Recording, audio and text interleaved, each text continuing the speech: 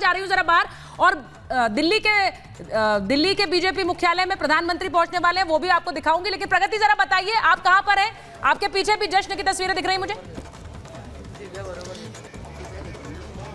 बिल्कुल बिल्कुल, मैं आपको जानकारी दे दूं, अभी हमारी मौजूदगी वर्षा में है, जो कि सीएम एकनाथ शिंदे का निवास है। थोड़ी देर बाद बताया जा रहा है गाड़ी वहां पर लग गई है, ठाणे के लिए वो रवाना हो जाएंगे। लेकिन अंदर अपडेट आपको बता दूं, प्रवक्ताओं की मीटिंग चल रही है, जिसके बाद एक रैली भी होगी। फिलहाल क्योंकि जश्न का माहौल देखने को मिल रहा था और जो कार्यकर्ता जश्न मनाते नजर आ रहे थे, आप देख सकते हैं रंग लगा हुआ यहाँ पर दिखाई दे रहा है, कितना उत्साह है। और सबसे पहले बताइए, ये जो प्रचंड जनादेश मिला है, उम्मीद थी? बिल्कुल उम्मीद थी। शिंदे साहब के नेतृत्व में जो काम हुआ है, जो लाड़की बहन योजना, सिर्फ लाड़की बहन योजना नहीं, बहुत सारे योजनाएं जो शिंदे साहब ने लगाई थी, वो सब योजना का सक्सेस हुआ है। और ये लोग जो बोल रहे थे ये योजना चलेंगी नहीं, उनका टाइटा फिक्स हो गया है।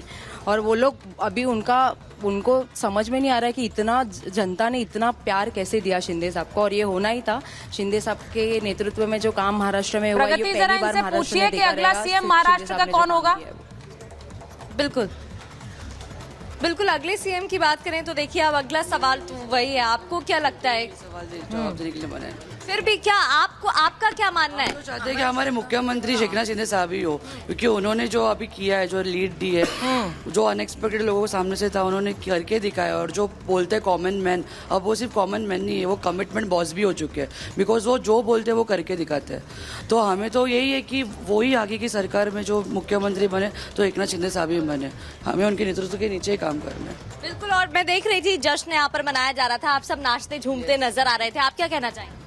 तो शिंदे साहब ही बनने चाहिए, क्योंकि वो सबको एक साथ लेके चलते हैं और सगळ्या लाडक्या बहिणी जो बता रही है एकनाथ शिंदे के आवाज पर है, शिंदे साहब ही बनने चाहिए। जरा एक बार मैं ब्रिजमोहन जी के पास जाती हूँ, क्योंकि ब्रिजमोहन जी आपके नेता ने भी कमाल कर दिया है भाई, एनसीपी असली आपकी है, ये भी दिखा दिया। सीटें, बहुत से लोग कह रहे थे एनसीपी कमजोर कड़ी हो सकती है, आपने दिखा दिया हम कमजोर नहीं है। ये सुचरिता जी, हम लोगों ने नहीं दिखाया, ये प्रदेश की जनता ने साबित किया है कि असली राष्ट्रवादी कांग्रेस पार्टी आदरणीय अजीत दादा पवार के नेतृत्व में है, और उसी को उन्होंने अपना आशीर्वाद दिया है। मैं आपसे लेकिन जरूर कहना चाहूंगा, अब तो कम से कम आप ये कहिए कि राष्ट्रवादी कांग्रेस पार्टी, जब आप अजीत गुट लगाती है तो लगता है कि अभी नहीं सर, वो लोगों की समझ के लिए लगाना पड़ता है, क्योंकि देखिए, हालांकि मुझे आप शायद सही कह रहे हैं, क्योंकि लोगों को भी समझ आ गया, शायद इसीलिए वोटिंग इस तरह की हुई है। आप शायद सही कह रहे हैं, हम तो लोगों की समझ के लिए और सहूलियत के लिए लगाते हैं, जिससे लोग समझ आए हम किसकी बात कर रहे हैं।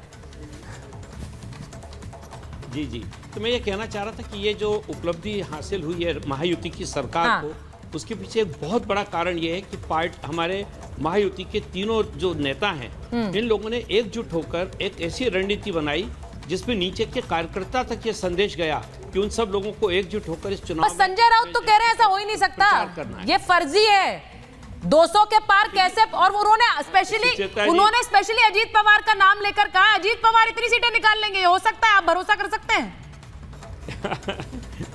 देखिए कि आदरणीय संजय राउत साहब हैं तो उस तरफ, लेकिन वो सबसे ज्यादा मदद महायुति की करते हैं, एनडीए की करते हैं। वो प्रतिदिन कोई ना कोई ऐसा एक बयान देते हैं जिसपे विवाद होता है, और उसमें उनको मुंह की खानी पड़ती है, उनकी पार्टी को खामखा विवादित हो जाती है। तो उनके बयान पे मैं क्या बोलूं, लेकिन ये बात बिल्कुल सच है कि अजीत दादा पवार, देवेंद्र फडणवीस साहब, एकनाथ शिंदे साहब, ये महाराष्ट्र के बहुत ही लोकप्रिय नेता हैं और जनता की नब्ज को समझने वाले नेता हैं। इसको लगातार हम लोग कह रहे थे, हम लोगों को पूरा विश्वास था कि महायुति की सरकार को महाराष्ट्र की जनता का। अब मैं एक बार एक बड़ी खबर भी बता देती हूँ, ब्रिजमोहन जी बता रहे हैं कि कैसे ये तीन नेता बड़े जननायक बनकर उभरे हैं इस चुनाव के बाद। लेकिन बड़ी खबर बता दूं कि प्रधानमंत्री नरेंद्र मोदी ने सीएम एकनाथ शिंदे से फोन पर बात की है, और उन्होंने महाराष्ट्र में जीत के लिए सीएम शिंदे को बधाई दी है। प्रधानमंत्री जिन्होंने एकनाथ शिंदे को फोन किया है, क्योंकि एकनाथ शिंदे इस वक्त भी महाराष्ट्र के मुख्यमंत्री हैं, और इसीलिए उन्होंने एकनाथ शिंदे को फोन करके फोन पर उन्हें जीत के लिए बधाई दी है। और एकनाथ शिंदे मीडिया के सामने आकर कह रहे हैं कि हम तय करेंगे मिलकर के नया सीएम कौन होगा। तो वो भी समझ रहे हैं कि वो अपनी दावेदारी मीडिया के सामने नहीं रख रहे हैं। तो यहां तो देखिए एक एकजुटता नजर आ रही संजय गुप्ता जी, लेकिन आपके खेमे में अभी भी ऐसा लग रहा है कि विलाप चल रहा है, वहां एक दूसरे को ब्लेम करना चल रहा है। देखिए, ये ब्लेम गेम जो चलती रहेगी, बातें कुछ ना कुछ करने के लिए तो चाहिए ही।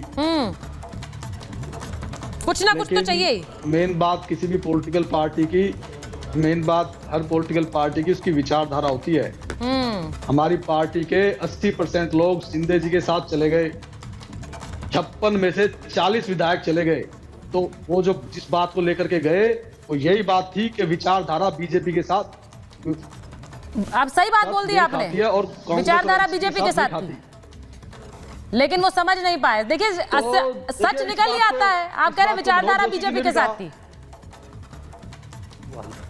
देखिए, मनोज जोशी जी ने कहा, हमारी पार्टी के सबसे वयोवृद्ध नेता मनोज जोशी जी ने कहा कि हमारा नेचुरल लाइंस बीजेपी है, 2019 में कहा। प्रताप सरनायक जी ने कहा, फिर उसके बाद शिंदे जी के साथ 40 विधायक चले गए। उसके बाद भी अगर कोई बात नहीं समझ रहा, आज भी हमारी पार्टी के 90% लोग ऐसे हैं जो ये कहते हैं कि हम बाला साहब को मानते हैं, मोदी साहब को मानते हैं, अटल जी को मानते हैं, हम कांग्रेस के नेताओं को नहीं मानते। मगर कोई सब कुछ उठा करके भी होश में ना आए तो उसको क्या कहें? तो कौन होश में नहीं आए? उद्धव ठाकरे होश में नहीं आए थे, ये आप कह रहे हैं आज के दिन कि वो होश में नहीं आए और उन्होंने गलत फैसला लिया। जनता ने क्या, महाराष्ट्र की जनता ने जो फैसला दिया है, क्या इस फैसले के बाद हम कुछ कहना बाकी रह गया है? क्योंकि अरे ये तो बड़ी बात है संजय गुप्ता जी, आप ना शो पर ज्यादा आया करिए, आप जब भी आते हैं कोई ब्रेकिंग न्यूज जरूर देते हैं। अब आपको मलाल हो रहा है कि आप लोग क्यों बीजेपी के साथ नहीं गए। वहां सीएम पोस्ट भी आपने हाथ से गवा दी थी, फिर अब विचारधारा भी चली गई। जो असली विरासत थी बाला साहेब की, वो जनता ने तय कर दिया किसे मिली है, तो ये भी तय हो गया है। मैं एक बार प्रेम कुमार जी और चंद्रप्रकाश जी को स्टूडियो में, हाँ आप तो ब्रेकिंग देते हैं ना न्यूज, आप यही कह रहे हैं कि ये मलाल हो था और ये गलत निर्णय हो गया। तो मतलब अजीत पवार ने सही निर्णय ले लिया, आपने गलत लिया, एकनाथ शिंदे ने सही ले लिया, उद्धव ठाकरे ने गलत लिया। ठीक बात है, जो जब महाराष्ट्र की जनता ने इस बात का फैसला किया है तो और क्या रह गया इस बात क्या में? हो रहा है आज भी अगर हम ना माने तो और क्या? ये जो संजय गुप्ता ने यू टर्न लिया है, यही यू टर्न उद्धव ठाकरे तो नहीं लेंगे। देखिए, संजय गुप्ता जी और अपनी उन्हें भी लेना पार्टी चाहिए। बोल रहे हैं या उन्होंने अपनी पार्टी छोड़ने का मन बना आवाज लिया बड़ी दब गई आपकी, आज क्या हो गया? ये संजय दोस्त, उनके ऊपर कमेंट थोड़ा सा संभल के ही करना होगा। भाई संजय गुप्ता जी ने पार्टी छोड़ने का मन बना लिया है कि उनके बीच क्या है वो जाने, लेकिन चुनाव में जो पराजय हुई है उस पर उनकी वो प्रतिक्रिया है। पर एक थोड़ा सा हम अलग बात बोलना चाहते हैं कि आज 2 राज्यों का चुनाव परिणाम आया है और मैं अपने आप को यहाँ देख रहा हूँ कि झारखंड से कोई प्रतिनिधि नहीं है। मुझे ही मान लीजिए कि मैं झारखंड, आप पत्रकार हैं, आप दोनों पे बोल सकते हैं, झारखंड का मैं प्रतिनिधि हूँ, जमशेदपुर से हूँ, तो आप मुझे ही मान लीजिए कि मैं झारखंड का प्रतिनिधि हूँ अपने पैनल में।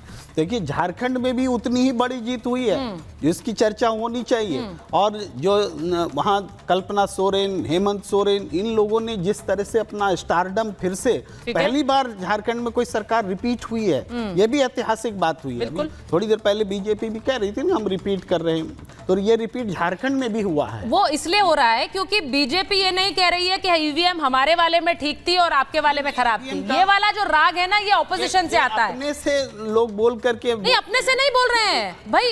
संजय राउत ने क्या बोला है चंद्रप्रकाश जी, वो तो आकर बोल गए मैं मानता ही नहीं हूँ ये नतीजे, ये खराब है, ये गलत है। बाकी सबकी भाषा भी यही है, ईवीएम को खारिज करने वाली भाषा है सबकी।